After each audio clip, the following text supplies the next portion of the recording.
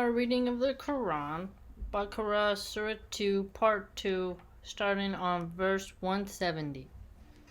When it is said to them, "Follow what Allah hath revealed," they say, "Nay, we shall follow the ways of our fathers." What, even though their fathers were void of wisdom and guidance? 171. The parable of those who reject faith is as if one were to shout like a goat herd to things that listen to nothing but calls and cries, deaf, dumb, and blind. They are void of wisdom. 172. O ye who believe, eat of the good things that we have provided for you, and be grateful to Allah if it is Him ye worship. 173. He hath only forbidden you dead meat and blood. And blood? So you cannot eat blood sausage? There's a blood sausage. I know that I saw some... So sometimes I've seen videos where people will poke a hole in the neck area of a cow, drain the blood and mix it with milk to drink it. And then I've seen videos where they poke the animal, take the blood, they mix it with flour and make a blood pancake. So that means you cannot eat that. And the flesh of swine, so no pork. That's where it comes from. 173, the flesh of swine, no pork. And that on which any other name hath been invoked besides that of Allah. But if one is forced by necessity, without willful disobedience, nor transgressing due to limits, then is he guiltless. For Allah is often forgiving, most merciful. I think they had a little typo right there. Forgiving, most merciful. 174. Those who conceal Allah's revelations in the book and purchase for them a miserable profit, they swallow into themselves not but fire. Allah will not address them on the day of resurrection, nor purify them. Grievous will there be penalty. Oh, so there is a day of resurrection. Okay, look. On the day of resurrection. Okay, so that means that they also have the concept of resurrection. 175. They are the ones who buy error in place of guidance and torment in place of forgiveness. What boldness they show for the fire. 176. Their doom is because Allah sent down the book in truth, but those who seek causes of dispute in the book are in a schism far from the purpose. Who seek causes of dispute. So like criticizing it. Got it. 177. It is not righteousness that ye turn your faces towards the east or west, but it is righteousness to believe in Allah and the last day and the angels and the book and the messengers, to spend of your substance out of love for Him, for your kin, for orphans, for the needy, for the wayfarer, for those who ask, and for the ransom of slaves, to be steadfast in prayer and practice regular charity, to fulfill the contracts which ye have made, and to be firm and patient in pain or suffering and adversity, and throughout all periods of panic. Such are the people of truth, the God-fearing. Okay.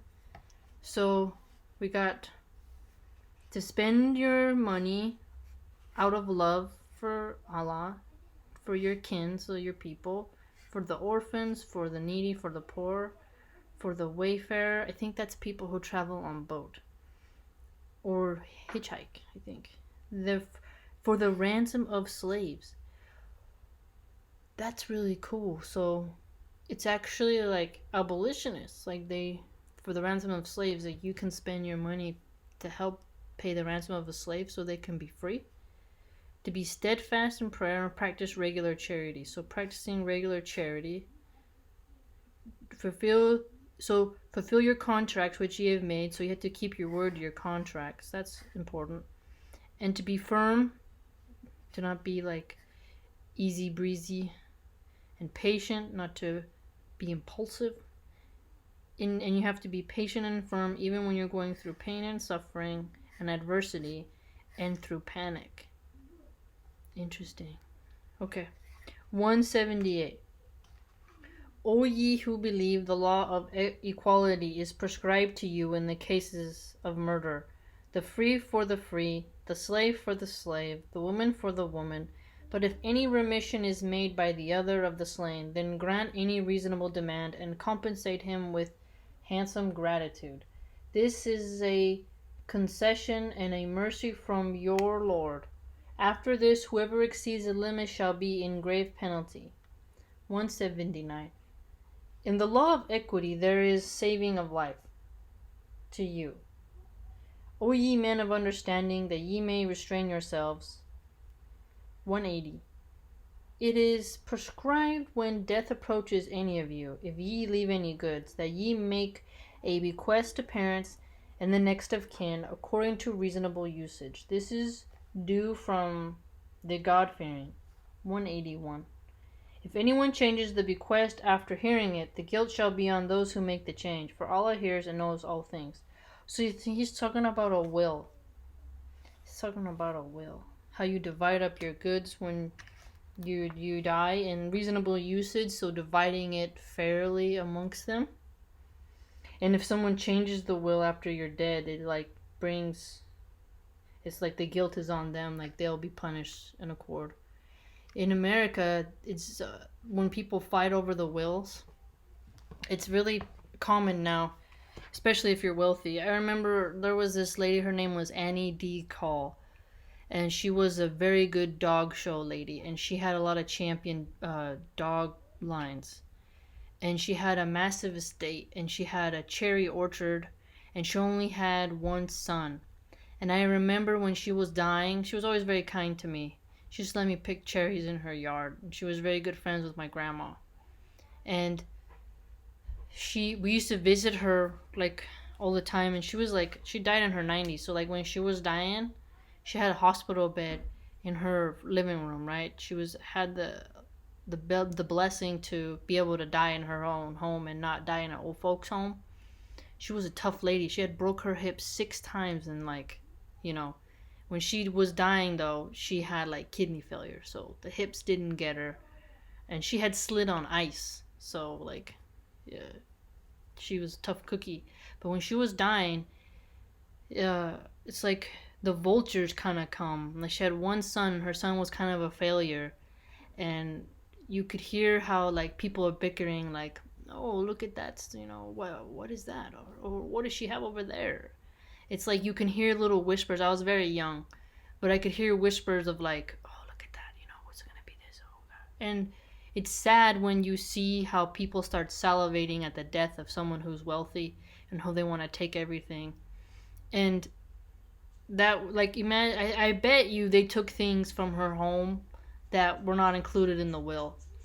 We helped her when she passed away. Her dog, she had about 25 dogs that we had to help find homes for. The young dogs, it was easy because other dog breeders who are AKC certified and who actually show them, they were able to take them into their ranch or to their estate.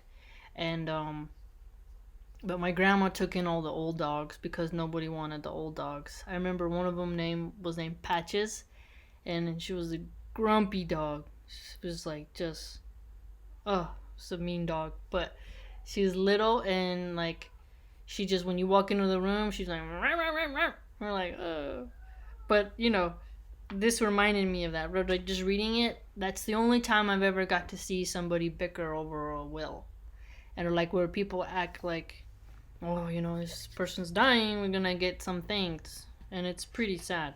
So that's interesting that it mentions this in the Quran, how the guilt, so I hope people listen to that.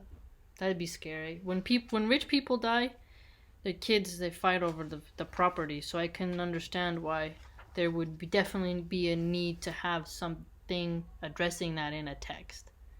I don't remember if that's in the Bible. I'm blanking on that. I don't know why, but I don't remember if there's a whole thing about inheritance in there. It would be in the beginning, like Deuteronomy or Leviticus, something like that. But very cool, family. So what do you guys think? What's your favorite verse so far?